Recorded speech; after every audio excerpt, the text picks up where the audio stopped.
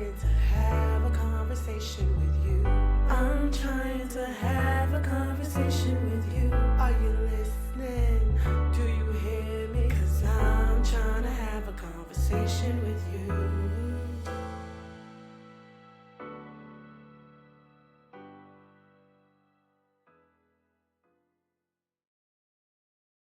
Welcome to I'm Trying to Have a Conversation with You, a podcast with two sisters who never seem to be done talking. I'm Kasha, and I'm Monique. And today, our conversation is about love. Oh, what's love got to do? Okay, let's get serious, okay? Sorry. You be cutting up. I don't know why I'd you be be doing doing too all that. much. I'm doing too much. So, I want to ask you first, what is love? Just as it is, what is love? I don't have a Kasha brain, but when you said that, immediately the song "What Is Love?" Sorry, because baby don't hurt popped in my brain. All right, seriously, I have a very my thing is love is something that is evolving because love starts out to me as a feeling, but then love becomes a conscious decision. And what I mean by that is this.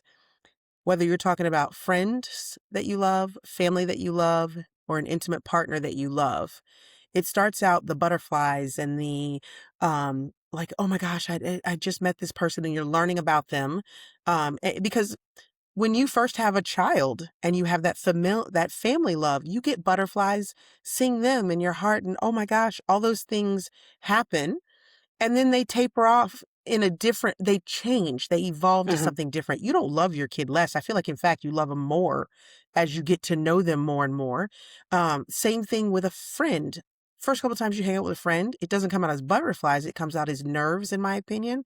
Like, I don't want to say anything stupid for this person because I don't know them well enough, blah, blah, blah, blah. And then you get to know that person, and you slowly start just letting them see you as you are. You get to see them as they are, and you start to actually like them more with more familiarity.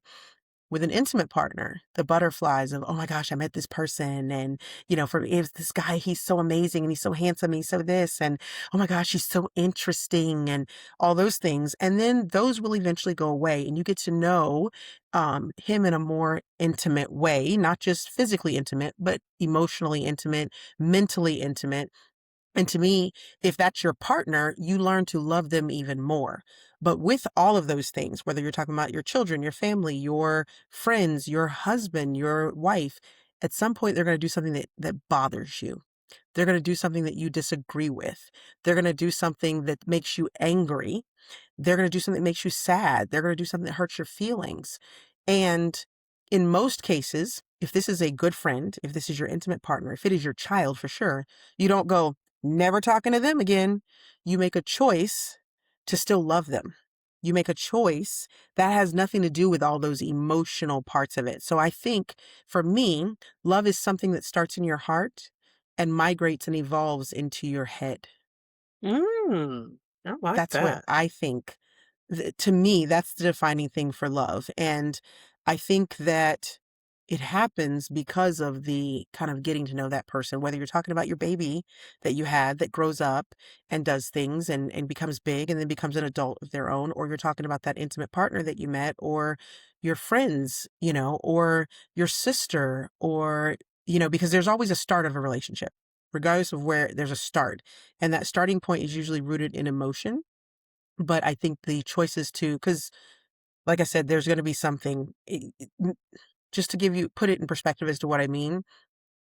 Let's say you have a sibling that you grew up with and you love them because you have all these life experiences together, and that sibling Right. becomes a drug addict.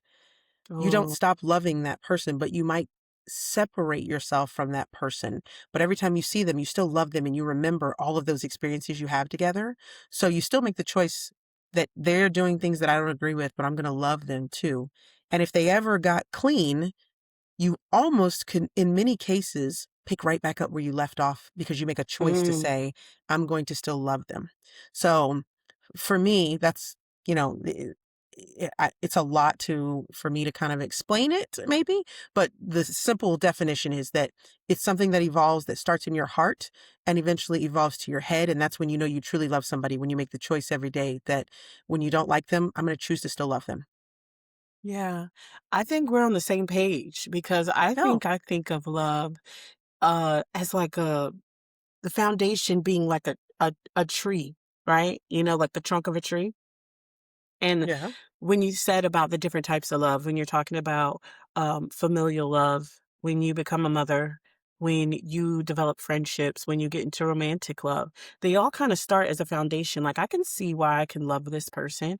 And as time goes on, it kind of like branches out, splinters from that, branches out some more because you learn more about them. Like, even when it comes to I think all of them start off with the foundation. Like, to me, I feel like as a whole, I love people. And I really mean that when I say that. I love people. I think that's why, like, people come up and chat with me and they don't know me. I'd be like, they could feel that I have love for everybody, right?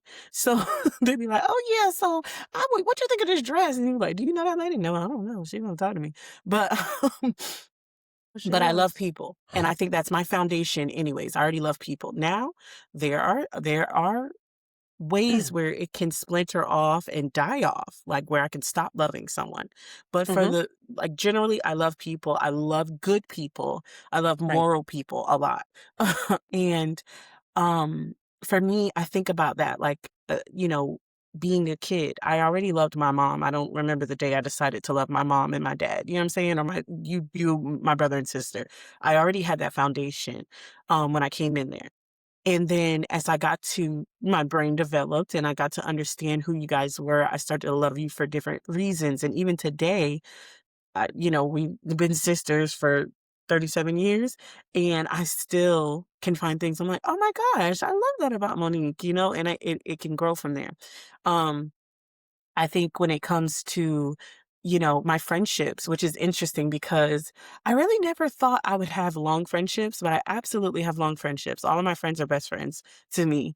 Um, it's the same thing. We started that foundation. I can see how we get along, and I totally agree with the whole nervous thing. And it's different than romantic love, but it's a thing where you're like, I don't want to cross. Like, the big thing when you have friendships, you don't want to cross their line. They grew up different from you. You don't know what they'll be offended by. They're a different person than you, but you find them interesting in a way. So you just, finding that boundary. And I think what's great is that having long-term friendships, it's like, or people who kind of vibe with you immediately, you already know I'm not going to offend you. I'm like, oh, I already know. Right. Like, you know what I mean? You know where I'm coming from. You know, it's all love, even if I said the wrong thing. Right. Um, but back to that, I think the foundation is like, it starts there and then you splinter off and branches off to have more interesting things you love about them. Same thing for romantic love. I think it's infatuation. That's something that, my man always says. He's like, "Oh, a lot of people would be infatuated." They start out with that Hmm. infatuation. Yeah. He believes, he says infatuation is actually something that doesn't last, because he's like, a lot of times people who start off with infatuation, they're like really not going to build anything and it just blows up. Yeah. And he said infatuation, like, he's like, infatuation could go on for a while too. Like, people could be Oh, infatuated yeah. for some years and then they realize, oh, that's all I did. I just like that thing about that person. And then they're not that cute anymore to me. Like, they're jerks. And that's what we were talking about too, of like the physical was really like the foundation of it. But that real love, it comes, from seeing the character of that person, especially with romantic love. You get to build on that and say, "Oh, I understand who they are, who they're not." To explain, like, it's all that foundation is big. Now, yes, it does splinter off and branch off and gets, bigger and grows, but it definitely is huge. Like, from the minute they come out. And it's so instinctual. I don't really connect to people who don't have that instinct to love their child. I don't I really know what don't. that means. I mean, I think maybe their brain is I don't wired know how you different, don't. but I it's don't know how instinctual you don't. because even when your mind is not working right, your heart is like, "I love you, you little jerk, but I love you." Um, and then sometimes what's strange is sometimes even the things that are like kind of n aggravating about that person, that child, is actually something you love about them too. You're like, "Oh, I love that they can stand up to me when grown people can't stand up to me." You know what I'm saying? I love that It's about them in a true. way. strangely enough. But, The stubbornness. oh yeah, like, ooh, and some of them have it better than other girl. So, Yes. yeah, so I think we're on the same page about what we believe love is, but I honestly think that love is something that is like it cannot be defined because everybody has their different way of like defining that, thinking it's happening, thinking it's not happening. It's very Right. interesting in that way. So I wanted to get into the culture and society part of love because I think that love, like, is like the center stage. It seems like even though there's a lot of distractions in the world, like, we all kinda center around that we want to be loved. It's something, like, innate in being a human, is that we want to be loved. Sometimes we judge people based on if they are loved. You get what I'm saying? So, I think about that a lot of times, and I see this a lot, like, being around women, working around women, is people are interested in who's in a relationship. Do you dating anyone? Are you married? Is your family in town with you, or you live here by yourself? Like people are very interested in that, and I think another way that people look in society and say like, oh, they look at status, but I think there's a love status. When I was thinking and I was kind of researching about this, I was like, I think there's a love status, and I'm not saying that it's unwarranted too, because I find that to be an alarm sometimes when people have no relationships. I'm like, "Ooh, what's going on? Why you don't have a relationship?" And I'm Yeah. not talking about romantic. I'm talking about, Yeah. like, they struggle with lots of different types of relationships. So that's why I'm being broad in that and saying that Yeah.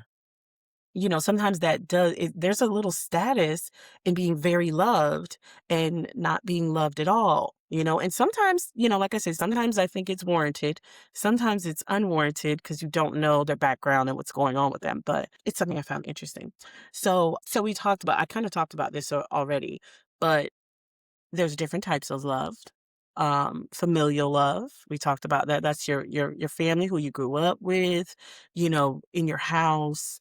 And everybody has a different set in how their families are, but that is a culture in itself. Like I always believe that your family is its own culture. For sure. And what's crazy about having your own family's culture is you believe this is how life should be. So when Mhm. someone comes in on the outside, they can look at you and be like, girl, like, that's not how life goes. Like, that's not how life people Uh, don't do that, and it's yeah. so foreign to you because you grew up with that, but that's how you learn to love, that's how you learn to view the world. Friendship, love, I touched on that. Romantic love, which is Yeah. the one I think that takes, like, the forefront. Everybody wanna know who you dating, who you talking to, girl, because they Right. wanna know where's it gonna go. Oh, question. I'm What do ready. you think is the differences in like do you have clear differences in your different types of love? Like do you with your family, your friendships, You mean how I love? yeah.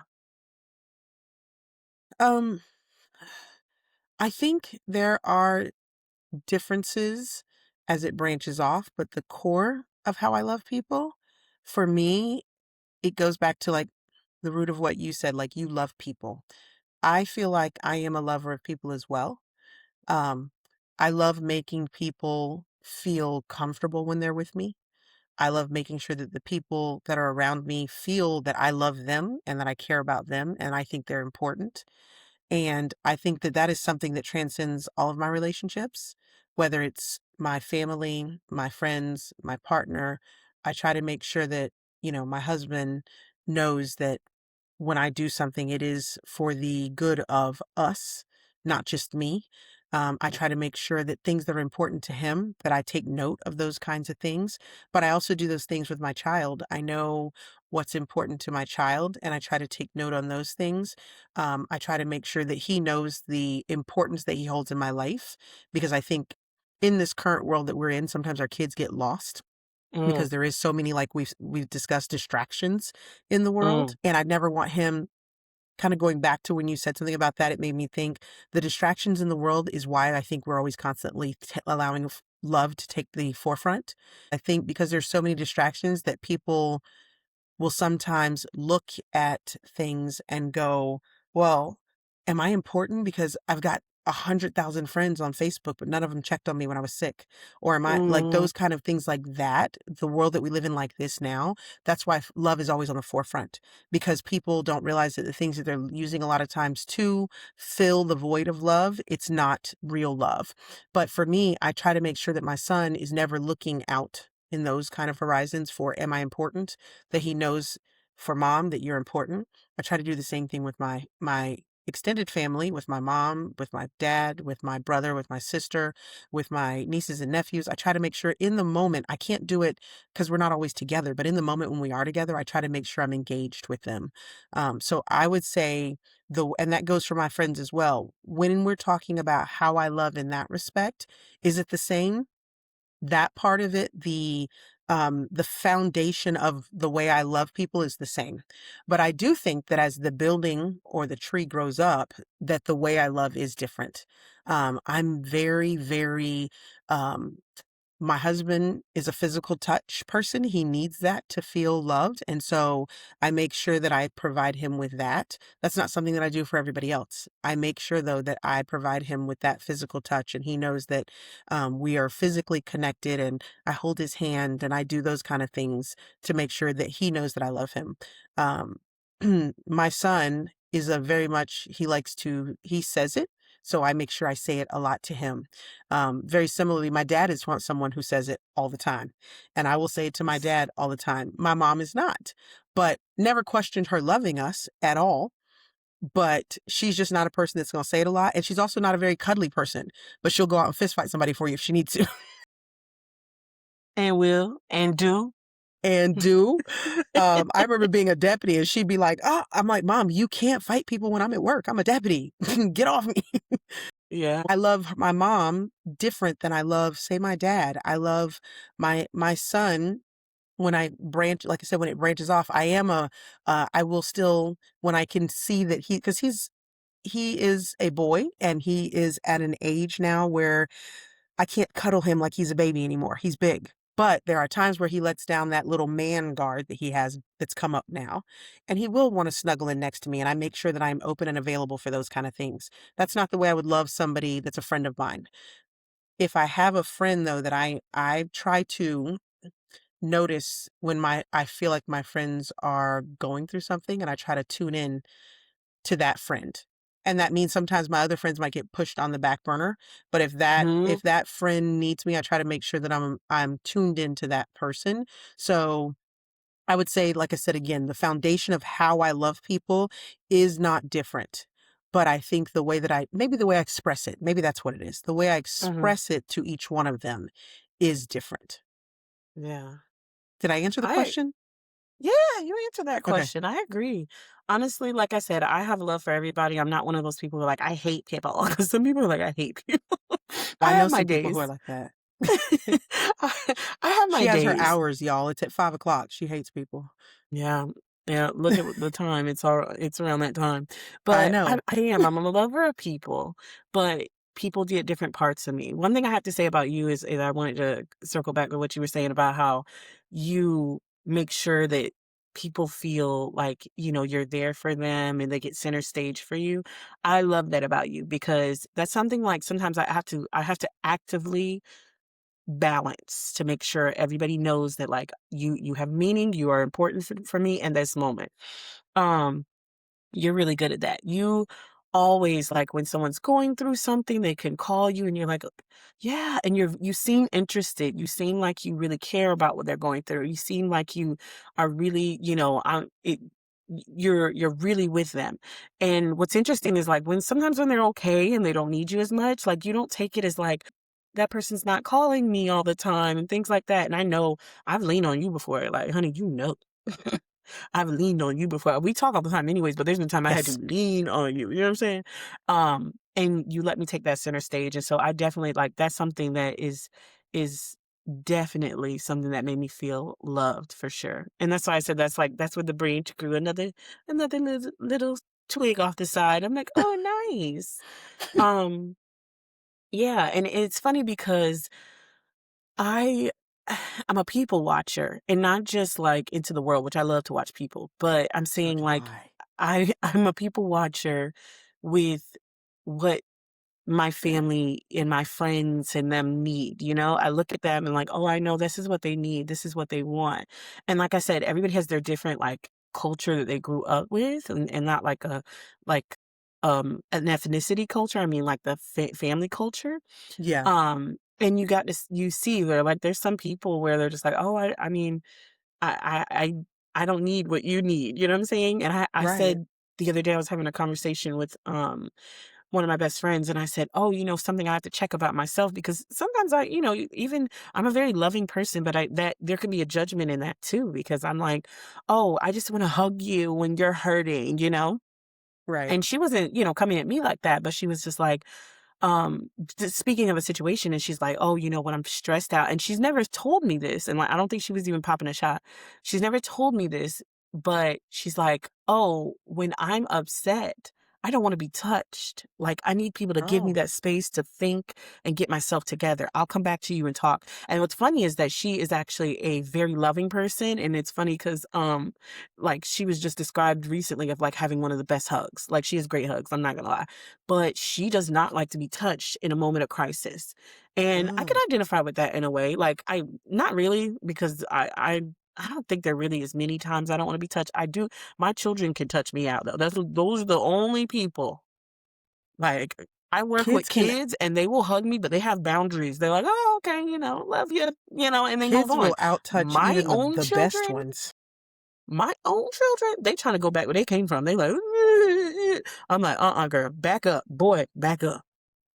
See, I Um, will say, just on a side note on that, I'm not a person, I'm a very, like, I'm fine with hugs and whatever else. I'm great with that. I think part of it too is I've been around a lot of different cultures. So some of my friends, when they greet, they'll kiss on the cheek, that kind of thing like that. Does not bother me. I'm great with that. But right now, I'm in a kindergarten class and these kids will touch me to death. yeah, This, yeah. you want to know what my button that makes my eye twitch? Oh, This. oh, baby, I don't like that. Oh, stop touching me. I don't like when they're calling me at the exact They same do that time at the they're same touching me. time. Miss, Miss, miss. miss. And I have to say, stop touching me. Yeah, I am I talking to had to. someone else right now. That's why I didn't answer you. Like, Hey, that's where you the gonna need to. touching, like physical touch, but Yeah. that's the only time it stresses me out. Hmm. I concur. I say the same thing. I don't I like love that. them. I love them. I want to squeeze all their little faces. They're adorable. They're all so cute in their own little ways. But I'm like, stop touching me. Mm. Now I will agree with you. But my own children kick it up another notch. Do they? I won't say that I was always affectionate with my kids. Even when, like, mentally I didn't really even had it all together.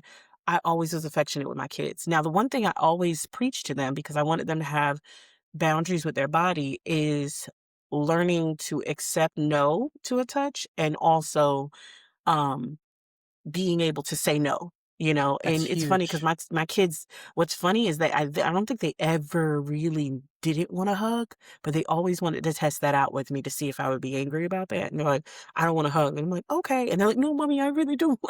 Like, I do. I was just seeing what you'd say. Like, you know what I mean? I'm Kind gonna of like say that it's thing. okay. But it's okay. I never have an Yeah. issue with that. But That was it something was big that we taught our kids, and I love that yeah, because I took yeah. that from you and taught that to my son too. Um, sometimes he doesn't at this age for some reason he doesn't seem to care about boundaries. When it comes to he'll just walk out from the shower, Ma. I'm like, please go boundaries. Put a house coat on, put a towel on, and he always says, "You birthed me." That's what he says. You That's birthed the me. it It's not always the most comfortable, but I think that is the ingredients of a safe house. When your Yes, child feels okay to be naked or you say, they don't "Hey, care. player, put on some clothes." But they okay with it. They're like, "Oh, You what's birthed the worst me. that can happen?" You know what I'm saying? Right. They don't know how it could get. But um It's so crazy. yeah. But back to what I was saying. So my best friend was Yes. saying that she was like, I don't want to be touched Yeah. in a moment of crisis and when I'm frustrated, whatever. And I said, That's "Oh, interesting. that's something like, you know what I mean? Like it was, I said, that's a light bulb to myself because that Mhm. gives me like, I have to check myself because that's my go-to. I'm Right. immediately, oh my God, you're crying. Let me hug you. Let me hold you. Some people Yeah. respond well to that. And some people are like, Yeah. okay, that's enough, you know? But it's funny because I'm like, I'm pretty sure I've grabbed and hugged her before. And I don't know if she's taken it either way. But I was like, it's interesting. I said, I Yeah. have to learn to support in another way. I got to love you Yeah. in a different way. Like, not Mhm. that she has anything against hugs, but in No. that moment of crisis, you know what I'm saying? I Right. had to support you in the right way where you can receive that. But I digress. Um, so have you ever thought about people who actively have to make the choice to choose which of those loves in their life, which type of love is paramount in their life? And why would they have to choose that? Have you ever thought about like, like I said, we have familial, friendship love, romantic love, and not everybody has the same foundation, right? And when these people have to choose and say, this is the most important love in my life, have you ever thought about like why that would happen or, what circumstances would make someone feel that way? Or do you connect to that at all? Um, I don't connect with it on the friendship part of it because I love my friends, but I can't think of a time that I would allow them to be paramount over my family or my intimate partner.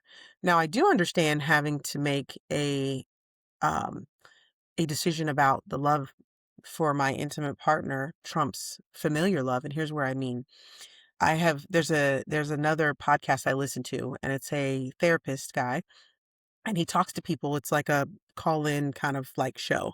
And people will call in and they'll talk about they have a relationship with their parents that is toxic for their now family because now they're adults Mhm, and they're married and they have their own children and their parents haven't learned how to love them as adults. And I feel like mhm. in most cases, they're still wanting to run their lives and their spouse is saying, I cannot accept your mother or your father coming to my home and disrespecting me like this or doing this or saying this to our children or doing this with our children or telling me how to raise our children or whatever it may be.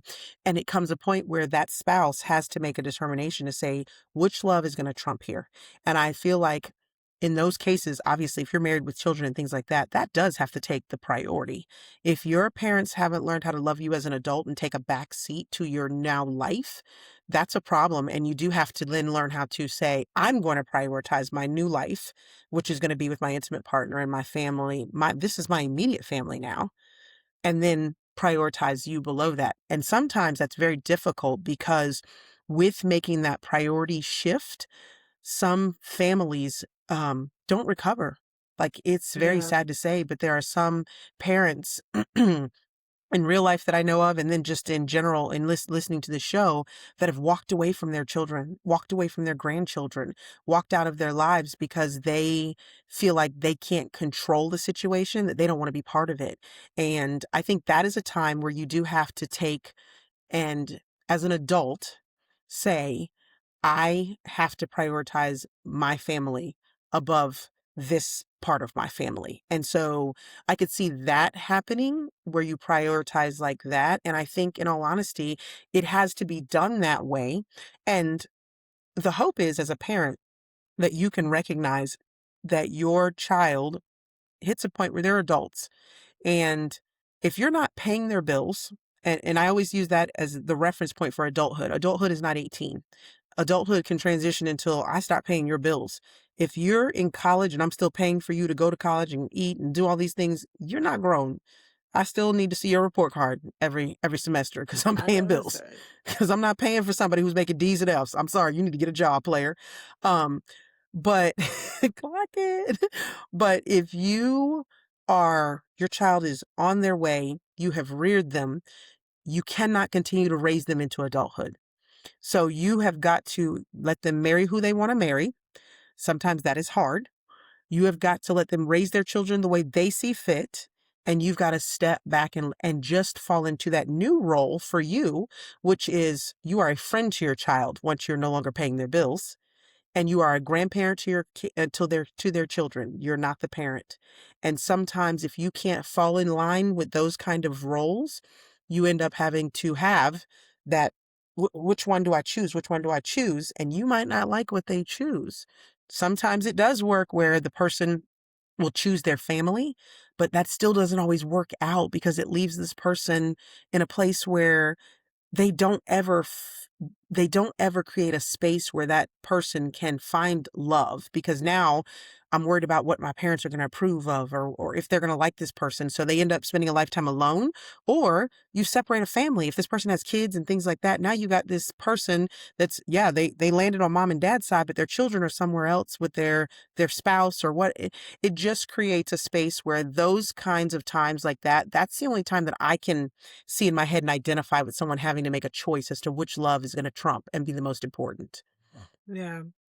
I think that people have to make that choice when one of them is unhealthy, when one of those types of loves is unhealthy. So, For sure. um, not everybody grows up, and I feel like we're lucky in a sense. And I especially sit there and notice like how my family has always been like paramount. Honestly, it got me through my toughest times being growing up and everything. So I'm like, well, at least my family loves me. Like even if everything is shit, my family loves me. That's it. So I had that foundation, and then having, choosing friends who definitely at this point in my life still love me unconditionally. Having a romantic relationship where he integrated with my family very easily. Everybody loved him, with no issue. And I, same thing, moved into his family with no issue. So I never had like the in-law thing and whatever. Yeah. But sometimes people have a bad foundation, that bad familial love from the get-go. And they're like, Yeah. when I grow up and I become a bill payer and nobody's paying my bills anymore, like you said, I am not talking to these fucking people. Ever. Like, they're done. Yeah. So, and I've heard those stories. So I think Yeah. that when those are not healthy, you have to choose what's paramount. When you find your romantic partner and they are the right thing for you and they're healthy for you, you're gonna have to Yeah. be like, mute down the family love. Friendships can step in and be family for you sometimes. So especially if it's good. And I think that like we have a lot, like my friends have become family. So we have a Yeah. lot of people who are around where it's like I like my best friends and stuff, we call our children to each other, they're cousins. Like, you know what I'm saying? Yeah. So it's like it does still feel like family, but sometimes you Right. have to build those type of relationships because one of them is unhealthy. And if you have an unhealthy romantic relationship, you're gonna need somebody to save you from that situation sometimes. So it's sometimes you just gotta figure out which one. I think too, friendships, that's something else that can be unhealthy. And it's important to then prioritize, even if it's a long friendship, you prioritize other relationships, whether it's other friends, your family, your intimate partner. And the reason I say that is I'm a lover of people. I take people as they are. A lot of my friends are very different than me. And I don't, if someone says, I want to be your friend until they do something that makes me not want to be theirs, we're on board with that. But I Right. have had friends in the past that have almost felt like challenged by my relationships with other friends or Mm-hmm. challenged by my relationship with my spouse. And to Mm. me, anytime I have a friend that has those things going on, that to me is not a relationship that I am interested in entertaining, because while I am one of those people that definitely wants people to feel seen and heard, and I want to make sure that if you're going through something that I'm prioritizing you in that moment, you're Mm-hmm. not always going to be my priority. And if I Amen. have to prioritize at any point in time my son or my husband, that's going to take front stage, even if you're in a situation sometimes, because that is my immediate concern at all times. Um, and I've had friends that have almost challenged that. And as a result, they've gotten pruned right out of the tree. That's what happens. And with no regard and with no remorse, because I know, for me, I know how I did show you love. And if you did not you took that as um something where there were no boundaries for you, then that was on you to have done what you did. So that's where I would say we touched on being like having to prune out maybe families, having to prune out significant others, but there are friends sometimes that you got to prune out because they want to challenge every other love that you have in your life. And that's not okay or good either. Amen. Let the church say amen. Okay. Definitely I've been in that situation, and sometimes it's a really hard choice because it's similar to a breakup in a sense where you're just like you have to Yeah. decide, do you want this person in your life still? Are they, feeding something in you, or are they killing something in you? Yeah. So it's true, and I think sometimes too, especially nowadays, I think like people are prioritizing their friendships, and I don't think there's anything wrong with that. But sometimes like they got to know when to get out of it. Like you got to know when Hmm. to get out of it. Just like a relationship with a romantic partners, just like when you notice with family, Yeah. there's some people who are there to use you. There's some people who are there to make sure they live on top of you in a sense where they're just like, oh, they want to something to make themselves feel better sometimes. They always have Yeah. something they're contrarian with you, they Yeah. always have something that they're, having an issue with you about, and it ain't Right. worth it. Mm-mm. Mm-mm. Life's too short. Um, do you think so? Love in media. I feel like sometimes media makes like manipulates us with love. Like, like I think that there are so many trends in a sense that kind of start, and there's so many ways where like just like Valentine's Day, and it's not the fact that nobody shouldn't get you nothing for Valentine's Day, but like shouldn't love be shown all the time? And then Hmm. like there's always like, oh, there's a sale for Valentine's, there's so we kind of talked about that during the New Year's episode. Yeah. But yeah, there's like always like a little like, oh, do you really love her? Give her a big ass diamond, you know? Right. Like, and it's Say I it's love you weird. with De Beers. Sorry, don't come for me, De Exactly. Beers. Don't come for us. Okay. Don't come. But yeah, and it's interesting because some people will get a part of that marketing or a part of that like brainwashing. And I've heard people say like, oh girl, I saw her engagement ring. Can you believe that small ass ring he got her? And I was Right. like, well, damn, you don't think that, I Hey, mean, he loved her or she he loved him. loves You know what I'm her. saying? What's that about? Yeah. So I thought that was interesting. You got any thoughts on that? I think that the media has sold love like you would not believe. Valentine's is a completely contrived holiday. It is solely to make money. I will tell you, probably about now it's been like 8 or 9 years ago, me and my husband stopped buying stuff for each other on Valentine's Day.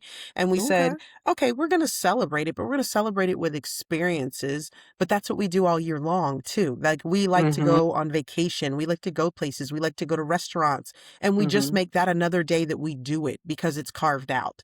That's the only reason why we go on Valentine's Day, because it's very deliberate, carved out time that the world creates space for. And so we're like, oh, let's make sure that we try something new. And I will tell you, the Yeah. cool thing is, when we started doing that, man, to me, Valentine's Day was so much cooler. We have Right? done some, like, my husband booked Valentine's Day one time for us at Busch Gardens where we would eat with animal encounters. Um, I, I never told you that, That's girl. right. I know that's He right. did. I don't remember He that one booked that another up one where we were at the aquarium and we ate to. next to the giant aquarium and had sharks swimming next to us while we ate dinner. Um, we have done, we, I think one Valentine's Day, we did a chicken sandwich challenge. We just drove around town buying chicken sandwiches. And then we went to a park and sat down and we were like sampling and we're like, nope, that one's not good. we just, I we do the funniest, nicest, most fun things now that we took off the pressure of we need to buy chocolate and roses and diamonds and this and like, to me, Valentine's is so contrived. It's insane to me because I think, and it's really laughable now because another thing that we'll do is if where we want to go is not available on Valentine's Day, we'll go out the night before or the night after. It doesn't matter. And yeah. I jokingly tell my husband all the time, this is side chick day, right? I And forgot so about that, yeah. we will go out the day before, the day after. I'll be like, everybody thinks I'm here, that he's here with this side chick. So, but because it doesn't, you should, if you love somebody, your everyday, that's where I say it goes back to what is love. Your everyday choices should align with loving that person. And it should not have to be, I'm going to treat you like crap all year long, 364 days, but Valentine's Day, I'm going to turn it on. Maybe Valentine's Day, Christmas, your anniversary, and their birthday. Like, Mhm. you Yeah. should not turn it on just those 4 days. So for Mm-mm. me, I think that that is definitely something the media has pushed, even to the point of, if you look at when romantic comedies come out and romantic movies come out, they come out surrounded around Valentine's Day or holidays or that kind of thing. Like, those are the times where they really want to sell you the love side of it. You do see the diamonds commercials kick up because right now, between February, I think in like April is the season when everybody gets engaged. So they're pushing the diamonds, they're pushing all those things.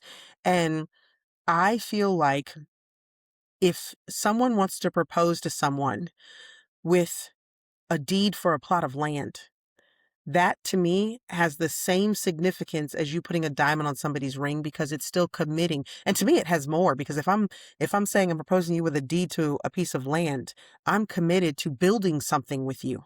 A Mm. diamond doesn't say that. A Amen. diamond has its significance. And I will say that I'm not trying to be hypocritical. I wear a ring. I have a diamond that my husband gave me. But if my husband Mhm. would have proposed to me with a plot of land, I would have been like, let's do this. We have to not get sucked into what the picture of love looks like based on media, because it's not realistic. If we look at what they put on television, the romantic comedy television shows, the romantic movies, they're not real. That's not how people Mm. interact. People Mm. interact in relationships that are imperfect. There are bumps in the road. There are arguments. There are discussions. There are disagreements. There are hard times, and they happen way more than you think. And to me, if you go into it with the right mindset of, I have always told my husband, I love living life with you. That means when I'm like, hey, money's tight. I don't know how I'm gonna make these ramen noodles. I'm gonna whip them up. I'm gonna make something special with them, and we're gonna call it a night. I love doing that with him as much as I love going to the aquarium and sitting next to a giant aquarium and eating dinner. And that's where people need to realize that is what love really is. And when we're looking for what we see on the media, yeah, the media has sold us that. You have to be aware and abreast of the fact that that is something they're selling. And you can intake it. You can watch those movies. You can enjoy them even. And then you can walk out of the theater and know that that's not real life. Yeah, that's funny because I didn't even think about, like, the fantasy of it all. I think definitely media has created it's a double-edged sword, because I think media in the way of, like, watching a movie and watching what these social media influencers say that their husbands and wives are doing and how they're so perfect, Right. it has set some unrealistic goals on, like, For sure. how you're supposed to run a relationship in the sense. But I do think that there's some people who are more honest, or some people who talk about their struggles, and it's given people, like, one of my other best friends was talking about how, like, she's like, "Oh, sometimes the game plan is on social media. If you see a dude, he's like, oh yeah, my wife, I didn't have to do nothing special. I just cleaned up the kitchen for her." You like, baby, that's all you needed to do. That's all I needed. Yeah. You know what I mean? So All I needed. sometimes you'll see, like, the balance of that, but there is a lot of unrealistic things. And like I I like watch unrealistic things, but I don't Yeah. connect them to my life all the time. Like, No. yes, I would want to be treated in a way where it's like, oh, I'm the woman in your life. That's who you notice. That when it comes to, like, thinking that it's gonna be like made in Manhattan or something like that, I'd be like, Right. it ain't gonna be like Mm, that. You know what I'm saying? It ain't no. like that. No. I wanted to get into the thing that everybody like to talk about. Love languages. Oh boy. Yes. Love languages. Yes. People have that could be a hot take too. It's not a hot take for me. I mean, I could see where it is, but some people don't like to even hear about it. They're like, la la la la, that's so dumb. Like, like I'm like, it has its point. It But absolutely so has its point. But you have to be So realistic with the point it makes.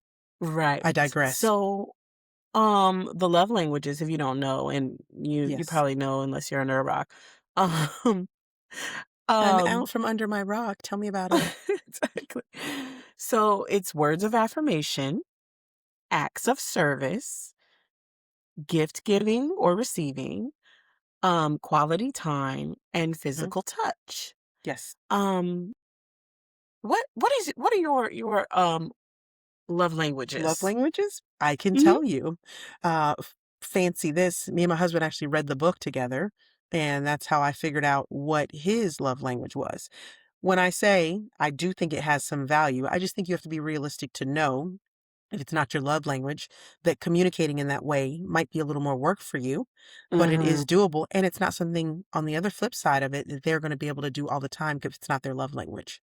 Mhm. That's another kind. My love language is quality time and acts of service. I love spending time with people. I like people watching and people interacting. So for me, that's why quality time is one of the things for me. Acts of service, because I always feel like you can buy me stuff. That's easy. Um, you can tell me you love me. That's also easy because my mom used to always tell me you can make your mouth say anything. Um, Physical touch, I don't mind physical touch, but I'm also not one that I've never felt starved for physical touch, probably because I did grow up in a house with my dad who would hug everybody. Everybody. I remember my brother getting to be like a teenager. He was a big dude. And my dad, come here, baby, when he's at school with his friends, or, dad waking up, come here, baby, let me give you a hug. Like he did not ever ration his hugs. So I think for me, having that dad love like that. It was never anything, physical touch was not anything I ever felt starved for. So I am good with it. I am very comfortable with it, but I don't feel starved for it. So for me, quality time, like I said, I am a lover of spending time with people. I want to listen to you. I want to talk to you. I want to know what your thoughts are. If we're watching a television show, I want to ask you, why did you think they did that? What are your thoughts? Who do you think's going to win? Like, I want to have that kind of interaction with people. And an act of service to me, if you can do something that you don't not like to do, but you do it out of just, I want to help Monique and make her life easier, that to me is like, oh, you do care. You know, like my husband won me over back in the day when we were dating. I'm somebody who's always enjoyed working out. It's very calming for me. It relaxes me at the end of the day, et cetera, et cetera. My husband used to come home and he'd go run with me. He didn't like running, but he would run with me. And that to me just was like, he loves me, because he's doing this just to spend time with me. So he was doing the quality time and the active service in one fell swoop. So for me, or there are certain things that I like to do. Like I love to cook. So for me, I don't want anybody to take that off my plate. But I hate toilets. Ugh. I don't like to do anything with them. So if my husband cleans my toilets, I'm like, oh, I love him. He's so sweet. But I know he doesn't like doing it either, but he does it solely because he knows how much I despise it. So an act of service will go a long way with me, and quality time, just like I love holiday time when we as a family, I just flourish. I feel like as a flower, even though it's in the winter time, even though my sister doesn't think anything grows in the winter, I feel like I just open up like a beautiful bloom. Mm. Yeah. I'm cozy with myself. No, I'm joking. You're so stupid. Ah, I will say, what are I think there's a yours? difference in the way that I give love and receive love. There's a little bit slight changes. So the way I receive love is quality time and physical touch. That's the way, like, I will know, like, oh, you want to spend time with me, you want to be with me, you love me. If another thing, and like mine was the opposite. We grew up with the same dad. Daddy was a hugger. I loved that for him. And I always knew when I was a kid, I was like, oh, I need a hug. Oh, where's my dad? Where's my Dad. dad I could do that today. Like at today? 37, I Daddy, I could be need a like, hug. Dad, can Baby, I I'm on my hug way you? right now. He Yeah, gonna okay. drive there too. Oh, okay, baby. And when Okay. I walk in there, I just hug dad, and it's funny because we're very close to mom, very Yes. close. But I don't always shoot to try to hug her. If I Nope. do, it's trying to bother her in a way. It's just to bother her. But again, like you said, never was it like a word like, "Oh, does mom love me?" Like that never Mm-mm. crossed my mind. It just wasn't her way. So that's definite. Like for me, like my dad, him hugging me that much made me feel like when people love me, they're gonna hug me and They're hold gonna me like hug that, me. you know? And I It's still so think cool. like I say to dad, like, he has like the type of hugs that can put my pieces back together. So like when I feel like Oh, out of sorts, I'm like, and dad hugging me, I'm like, oh, I'm back together for a while, like a puzzle piece. oh, So, that's so sweet. yes, I love physical touch and I love quality time. Now, how I give love, I love to give love with physical touch, love to give love with quality time, but also I love to give gifts. That is something Oh, like honestly, like I was thinking on this when we were doing this together. I'm like, all the people I love, and I mean everybody. I wish I was rich enough to retire everybody out. Like, oh, that would be, and I wouldn't want nobody to be like, "Oh, Kasha, thank you." I wouldn't even want that. I would just love to see everybody be able to relax. Like, if I could give that to everybody, oh, I would love that. So that's my way. And I never give gifts with the expectation that someone has to give me something back. Like even Christmas times, I have a running list on who I wants to give something. But I don't even think about who gave me anything. Like, I remember we were talking at work and, the other teachers were like, "Oh, yeah, I think this parent gave me this." And I was like, "Oh, I don't even know who gave what." Like, there's a couple people, like, I actively told them thank you, but it was never like somebody that piqued in my mind that I didn't give me a gift. Like, I couldn't figure out who it was that didn't give me a gift because that doesn't like right. register to me in my head. But giving, I'll give all day and I don't care about the receiving part. Um, but yeah. So, um I go ahead. didn't tell how I give love or show love. Um, I will say, uh, selfishly, I typically will give love with trying to spend time with people, and with trying to do acts of service. But I have learned since I've read the book, the thing that I took away from it is learning um other people's love languages and trying to meet them where they're at. So it allowed me, like I told you, I like to make people feel seen and heard. It's allowed me to kind of tune in more to listen to what that person needs. Like I know I have a friend of mine, she's very physical touch. So I know if she's in a time of crisis, I will hug her because I know that's something that she really, really needs to feel loved and those kind of things. So, but I had to learn, like with my husband, in my head, dumb me, thinking he's a dude. He don't care about holding hands and me rubbing him or hugging him or telling him, like rubbing his face or like, and I've realized now because I do actively say you need to in my head, if I run my hands through his hair and just stroke his hair or stroke his head, he'll just melt. I'll watch him do that. So I do try to now be more in tune with loving people the way that their love language allows them to feel seen and heard. Yeah, and that's important too because I could say that for Terrence, I think that he definitely wants to see the acts of service, and I definitely see on his end that he is more of an acts of service person and words of affirmation. Definitely, Okay. he wants to hear like, "Hey, did you notice I did that?"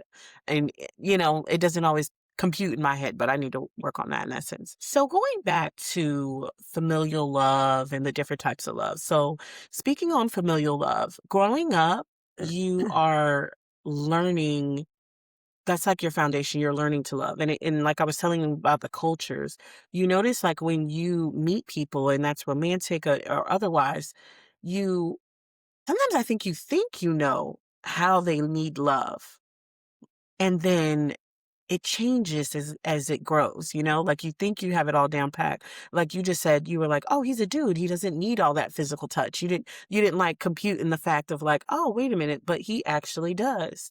Right. Um and it's funny because to me, like I said, what you don't grow up with and you're not exposed to is very foreign to you. So you get to the Yeah. point where you're in your dating life and your friendships and things like that, you are handling people in the way that you've always been taught until somebody's like, "Hey, that's not what I need," or "That's not normal."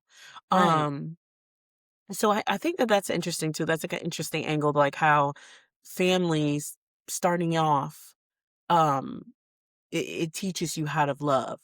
Yeah. But the other set, when you start your own family, like we talked about Hmm. that earlier too, um, it's like, how do you teach love? Because again, just like your romantic partner, your children have a different love language as well.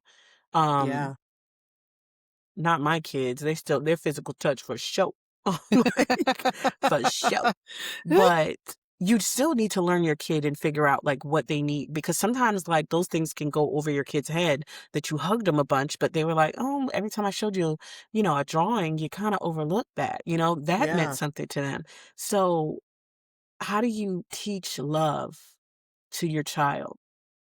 I think the beauty of and that's where, it takes two people to create that kid, because it's a blending of the personalities and experiences. I feel like for me, the way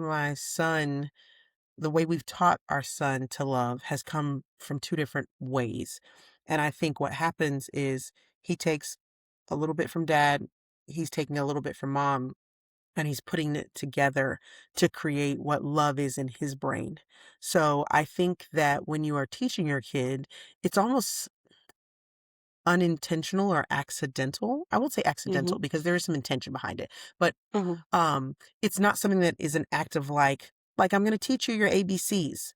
This is how Yeah. you draw the letter A. It's not, because there's a long period when the impression of love is only computed for a child through how we care for them.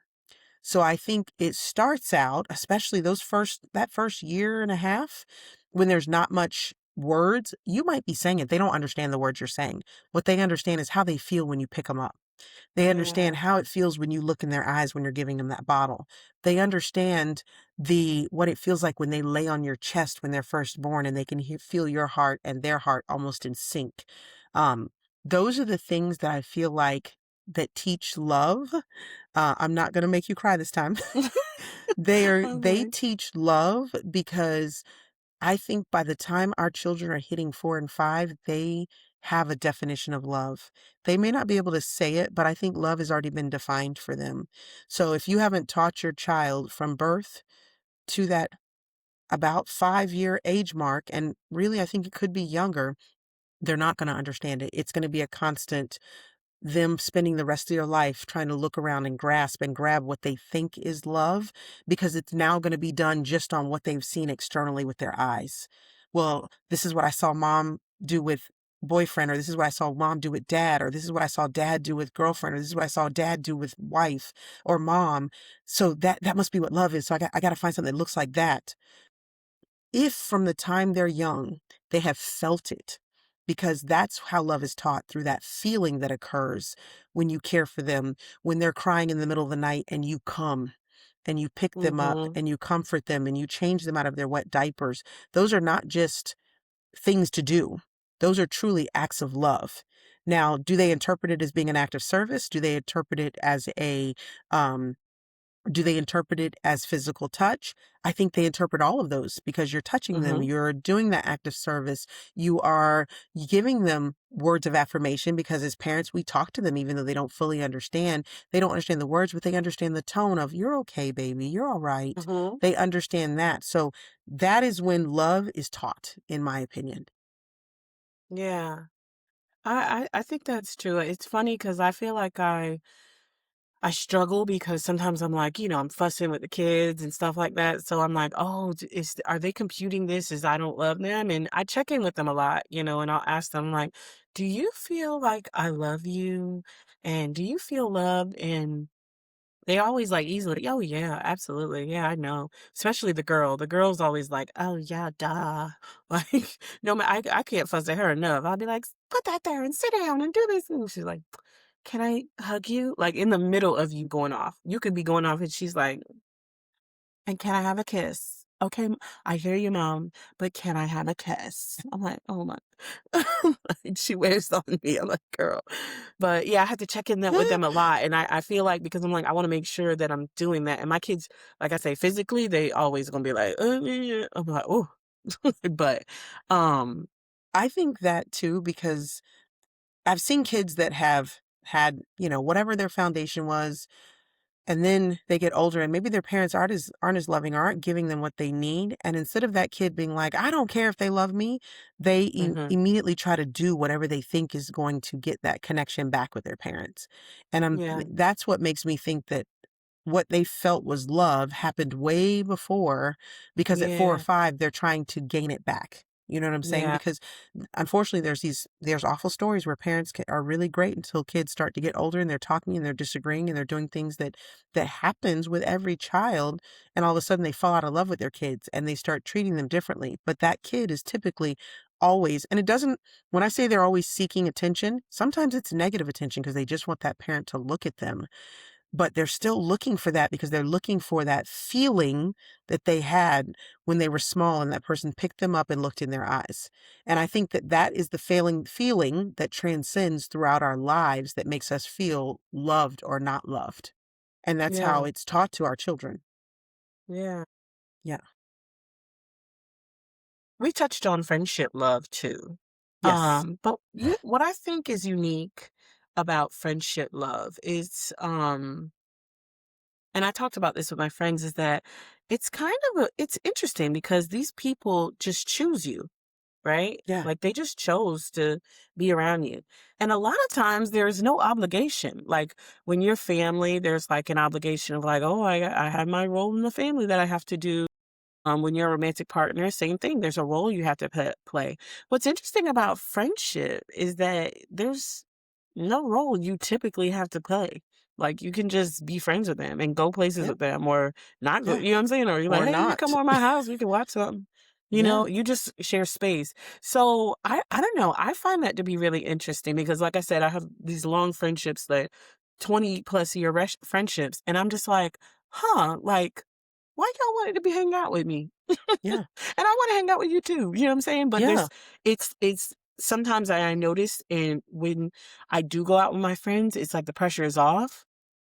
And I think like it's like because everywhere else there's obligation. Around at work, there's obligation. The kids need stuff from me, and yes, there's deep love with that, and Of the man course. needs stuff from me, deep love there. But when I'm with my friends, I'm like, oh, these people choose me, like actively choose me, and they don't need nothing. Yeah. like, Yeah. I find that to be a really interesting like angle apart of friendship love. You, That's the you have uniqueness. thoughts? That's the uniqueness of friendship love, because you can stop it at any point. There's no ties. You don't have to go through a divorce. You don't have to untangle your finances. It's just you can walk away clean from someone if you no longer want to be friends. But especially when you choose those long-term relationships. And I have a couple of very long-term friendships. I have one friend that I have known since I was 5 years old. And that's over 40 years that we have under our belt. And we don't talk every day, but we talk often enough. And when we talk, it's like we did talk every day. You know, she doesn't come to my house every day. I don't necessarily go to hers every day, but she knows if she needed me to come to her house right now, I would drop everything and come there.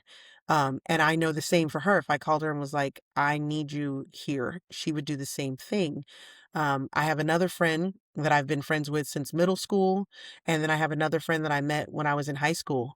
And the beauty is we have gone through a ton of ups and downs. All of us have been, um, had children, had long-term relationships that fell apart. We had, some of us have been married and then divorced and then married again. We have had kids. We've had financial strife. We've had all these things, job changes, moving. One of my friends during our friendship lived in Japan for a while, and we still made the choice to foster that relationship. So I think it's very interesting when you have not the person that you meet at your job and when you leave that job you never talk to them again. The people that you keep in your life for that long term, the ones that are still in the, I always say, like, there's different levels of your life. There's some people that get the balcony seats, some people get mezzanine, and some people get orchestra level.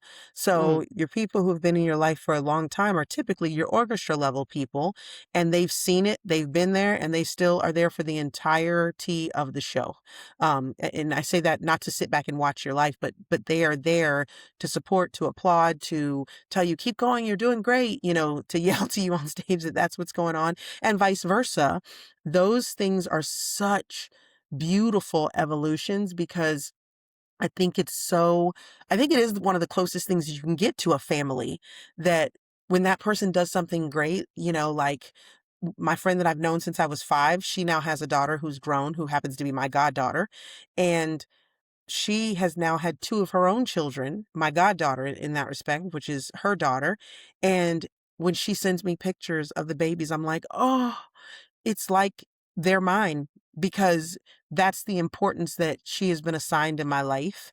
And I know that, like, when I had my child, she was the same way. It was like, I just want to hold him. I just want to be like, what do you need? Like, and it was truly genuine. I have other friends that I've met through my career that I've also maintained. But it's funny, I have about 3 friends that I took through life with me. From my career path of being a cop, I got about 3 or 4 friends that I took from there with me that have been through all kinds of stuff with me. There are people that I pop in and talk to, but there's 3 or 4 that have come along the rest of this ride with me. Now in my new phase of life, there's people that I could see maybe could then add to that pack. But at the same time, if they don't, I'm okay with these 2 groups of long-term friends that I have that have come along in life with me and created that uniqueness, like you said, of just choosing to stay around when things weren't good, when things were rough, when I was crying, when I wasn't always fun to be around, because that is what to me is the mark of a long-term friendship, is when it's not fun to be around me, where are you at? I think that when you were saying about choosing who's on the balcony and mezzanine and such, Dad used to always say, choose your front row. And so he's like, you got to be careful about who you choose to be in your front row, because not everybody is going to cheer for you. And thankfully, like I said, we've chosen some good people that will be in our front row and always cheer us. And I really do feel like I have unconditional love for my friends. I think I would have to bump my head and do something absolutely insane for them to lose like friendship with me because Right, we're that locked in. We locked in, you know what I'm right. saying? But yeah, and I feel like I chose my front row really well. I already had my family in my corner, and then Yeah, I chose some really good friends. yeah, Um, so I know we've been chit chatting, but I want to get into we this. have. Okay. Yes, So the road to romantic love, okay? yes, Um, meeting, like it's different than it was in the past. Um, very much so. Back in the day, you would be set up. I mean, I was set up. You would meet through You family and were. friends. Yeah, my best friend actually introduced me. Um, or you would be randomly in the same place, which is it's so frowned upon nowadays. They don't Ugh, like that. it's Like so if frowned somebody came upon. up to you and was like, "Hey," you know what I'm saying? And I didn't done that, you know what I'm saying, in my past. I was like, "Excuse me, sir. You're a good looking I dude. have What's too. up?" You know what I'm Yeah, saying? what's What's up up? with you? And I know What's that's your like a little business? forward for a lady, but I wasn't out in the streets. I was I not wasn't for in the the streets streets. doing it. Was not for the streets. But you know what I'm saying? I seen No. somebody from afar. I watched how he moved a little bit, and I was like, "Hey, Yeah. you know what I'm saying? You What got a little thing, you got thing. some What's up?" swag. What's up with you? And I ain't mind a man coming to me and be like, "What's up, girl?" I'm like, Not "Hey, at how you all. doing? What's up?" Not at But all. it's very So much different. respect for the men who did that. Hmm. Um, and I understand too, being in the same environment, you work together, you go to school together, Right? you frequent a same area. It's so different now because I think that now, I mean, it is very zoned into the apps. Like zoned Yes. in. You know what I'm saying? If you ever have to get on these streets again, you got to I get on the can't. app. I And can't get on the streets. you can, yeah, I don't want to swipe. I don't want to look at your profile. I don't want to do any of that stuff. yeah, No. and that's like I said, in the romantic love. And it doesn't even it's interesting because I think they thought that the having those apps and such was gonna Ugh. clear out the BS. It doesn't. The BS Mm-mm. is elevated. You know what I'm saying? I love to hear a good bad story about Tinder. You know what I'm saying? Ugh. Tinder don't come for me either, but No, um Tinder don't. I love to hear a bad story about a dating app where they be like, "Yeah, girl," and then his mama put her shoe on the table. What? What are you talking about? He wouldn't even take me on a date. Our date was at their dining room table. It was crazy, girl. Like, I want to hear that, Bro, but I just don't want to live that's what through I'm saying. that. I don't have any kind of interest in that. I Yeah, would and prefer the guy who walks up to me in the grocery store and is like, "Hey, Miss Lady, they don't I do want that to no just more. tell you that you're beautiful. I don't know, are you single?" And if I say yes, oh, I mean, no disrespect, but I would love to get your number. So much respect for that. I do not want to swipe Tinder, not one time. They don't like that nowadays. Y'all can correct me if Mm-mm. I'm wrong in some comments somewhere and get on the Go TikTok and ahead. tell us and say, no, you lying. But they don't like that no more. They don't like all that, No, coming up to them, chit chatting there and are all that different kind of stuff. They're so like, oh many my God, apps who is too. this? Who are I you, sir? Why are you up here talking to me? I didn't First of mind all, it back in the day. I had no idea how many apps there were. I still don't, but like somebody will mention one, I'll be like, "What is that?" And they'll be like, "Oh my gosh, you don't even know. It's da da da da." Da." Like I just recently, like probably a year ago, heard about Grinder. I was like, "This is crazy, Oh, girl, I don't think that's even more oh, than a dating app, girl. They be cutting crazy." up, They which all of them be cutting cutting up. up, but they be They cutting up. do. 'Cause that It's grinder is, what I'm saying, insane, the dudes wanna meet the dudes and they say, "Hey, man," you know what I'm saying, "You ready?" Like, "Let's go. Over there. crazy. Quickly." Never heard of it. Yeah. Which brings me to my next point about Yes, dating. yes. Dating rules is different because like I said, like, people now are they starting off on the app. For me, like I said, I was never for the streets, you know what I'm saying? Never. I I've Even when I I've was been single. in the streets, I'm not of the streets, you know what I'm saying? No, Like, no. but, I was standing on the sideline looking. yeah, I was like, "Oh, I see that street."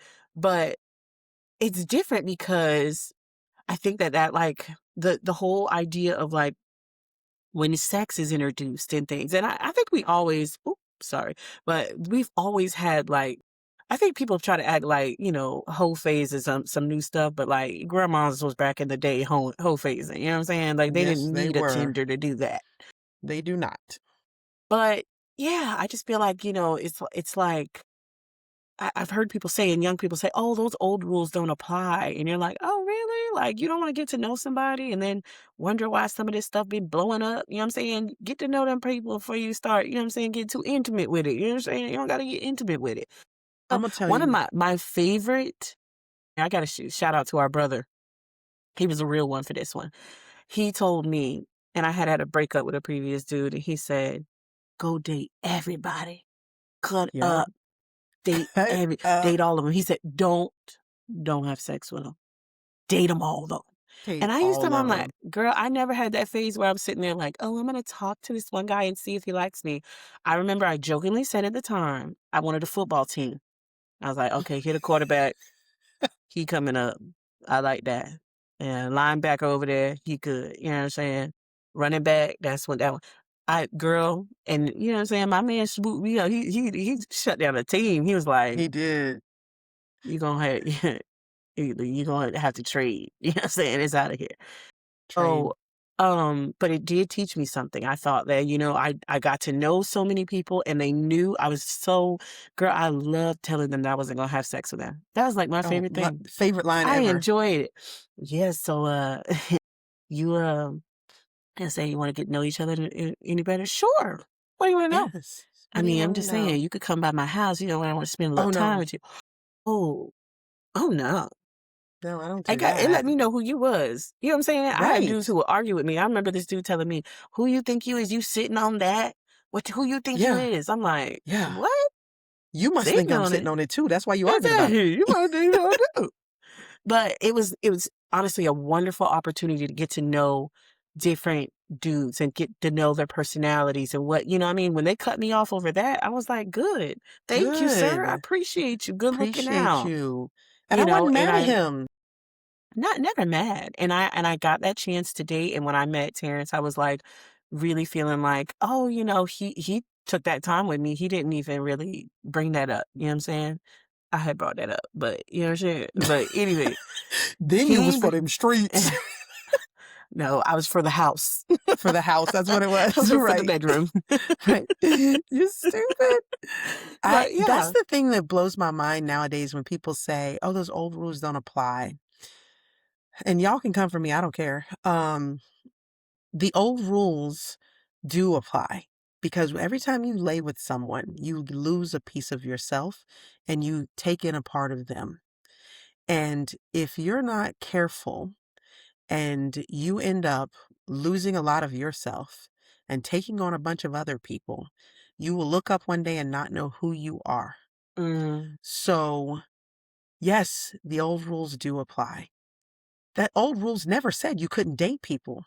Never Mm. said you couldn't get to know people. I did like you, Kasha. I got married very young with my first husband, for those of you who are listening, and I was very young when we started dating, like high school sweethearts, got married, and I was with him for a very long time.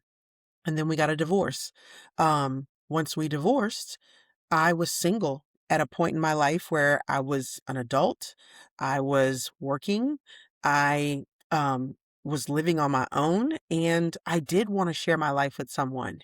And I took on my brother's advice, like you said, and I dated. I didn't have a football team. I'd be like, all right, I got a fisherman, I got a this, I got a motorcycle rider, I got this, and at the time, the best part is I was riding motorcycles myself back in the day. And when we would go on dates, I'd be like, oh, I'll meet you there. And I would ride my motorcycle because at the end of the night, they'd be like, so, you want to come? No, I can't. I got to get home with my motorcycle before it get too late. So I'm out. And then subsequently, I would always get the question after about 2 or 3 times of pulling that. So, I mean, like, hey girl, so what's up? You want to like come, you want me to come get you one day so we can come back to my place afterwards? Oh, no. What we going to do there? I need to go home at night. Oh, so you ain't, no, I don't do that when I'm just, we're just getting to know each other. I don't do that with people I'm getting to know.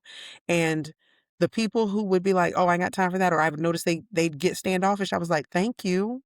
Thank you. Appreciate it. It's like, you know how this doesn't exactly correlate, but stay with me. You remember in the movie Friday when Smokey says, see, it tells you when there's evil around. When he smell the weed will tell you when evil's around. This ain't weed, but I'm telling you, if you stall them out, it'll tell you when evil's around. I love that. You're like, Get that's on it. out. Oh, they want to leave because they ain't got it yet. Good. My husband, Good. on the other hand, he was like, I didn't even think about that. Where you want to go? Let's go do Yeah. some stuff. Yeah. And mind you, I say that to say we went out of town and stayed in a hotel together. And he was like, girl, stay on your side. Don't bother me. And I was like, oh, oh, He's okay. He was like, let me get my covers. You trying to mess with me. cutting up. And after that, I was like, oh, let me clear the bit. Hey, fisherman, you off the roster. Hey, you off too. You off too. Because when you find that person, when you have got to know them and you have abstained so that your mind is clear to be able, it goes along, in my opinion, abstinence kind of goes along with fasting. It lets you be able to clear your mind so you can have a better connection with what's Mm. going on in front of you in many cases. Yeah. And so it's not that the old rules don't apply. The old rules absolutely apply. Back in the old days, women and men would date, but they did not go and sleep together until they decided that this was my commitment. Mm-hmm. And that's what I wanted to roll into next is that commitment. For me, that's why I said I wasn't going to be into that situation unless I was in a monogamous committed relationship. That we both understood. I always made that clear. It was never, this is something that I never made it where it was a mystery. Like, I hope we're exclusive. Is he talking to anybody? Mm-mm. It was a straight up question. Hey, you know what I'm Hey, saying? Where we going with this? Because I need to know. I didn't yeah, know how I need to move this roster up and down. You know what I'm saying? But right, let me see right. who. How does it move? Okay. Okay. Because you see, you up top. But if you tell me something where you like, oh, I still want to play the field, Benched. boom. Boom, benched. Benched. Okay. Yeah. Second string. Don't play with me. You know what I'm Don't saying? play with me. Um, I didn't say second string. You know what I used to say? Oh, you back to Sunday night dates. You back to Sunday night dates. Ain't yeah. nothing happened on a Sunday night. You got to go to work on Monday. Let's go. Sunday night Nothing dates. happened Sunday Cause night you know I dates. got yeah, nah, I gotta I got get to to get the up for job. work. Don't play with I me. got to go to work on Monday, Um, man. but Good yeah, seeing that's you. the thing. That's the thing. I'm like, I feel like, commitment is it's that was a given for me. Um, so speaking of, like you were saying back in the day, like how they dated, a lot of times too, they had a shorter dating period than us. And I think sometimes that's what changed things. We have a different way. Like some of us, me, we'd be together for a while and then be like, oh, maybe I guess we should. Um, so does love, naturally progress into marriage? Like if you're going to be with someone for that time, are you supposed to marry them? I feel like that is an interesting answer with our dynamic. I think so too. Um, I feel like yes, and here is why. Because for me, when you translate into love, marriage, I think that we are hardwired in our DNA to want to the next phase, which is children in many cases. Yeah, And I yeah. think that marriage doesn't necessarily equate foundation, but I think it's for me, I want to make sure that my child, that they know that I am fully aligned with their father. Not that you can't be if you're not married, but I'm fully aligned. And I want them, even down to the paper, that when they look, like my son always says all the time, Mom, we do so and so because we're our last name. He'll say, Yeah. we do this because of our last name. And Mhm. I think there's some credence. And I look not just at my marriage, I look back at our parents' marriage and Yeah. good times, bad times, rough times, whatever.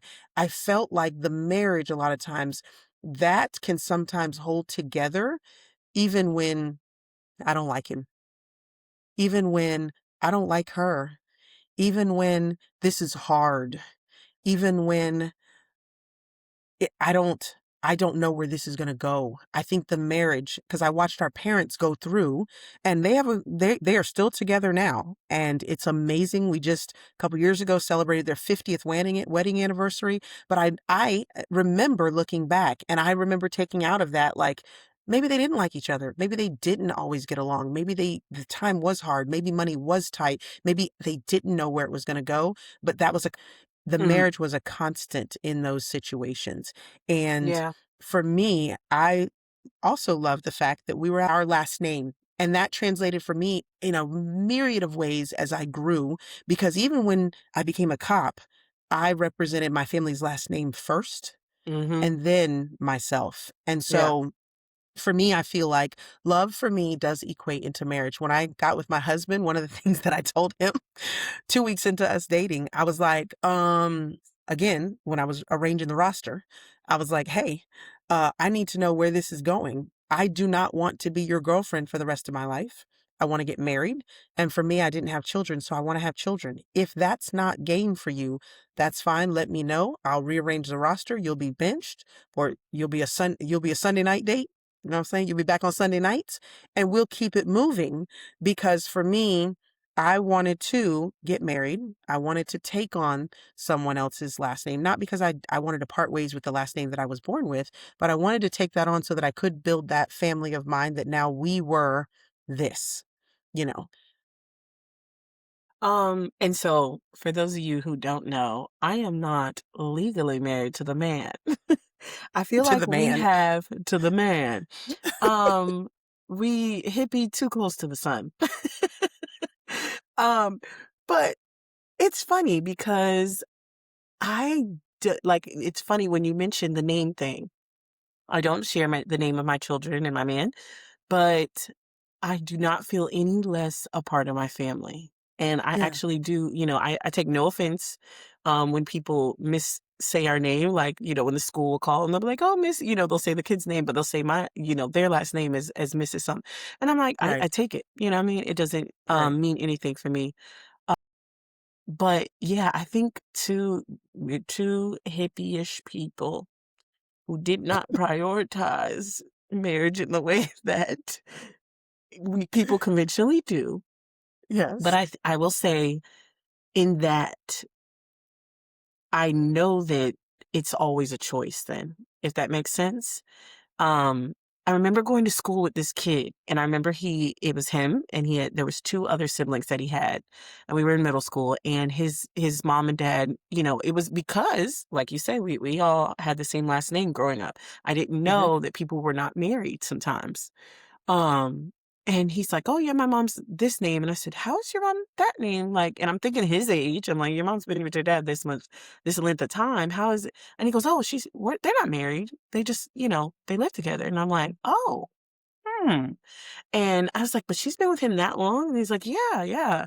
And everything that I knew about this kid's family was just like my family, but not the legal marriage thing. It's not something that I'll say like, "Oh, I will never," but, I think we're definitely Goldie Hawn, Kurt Russell, and sorry. But there's a lot of times where I'm looking and I'm like, "Oh, I'm actually making an active choice because I don't have to divvy up anything. I don't have to make any legal decisions, to leave. If I wanted to go, I could go."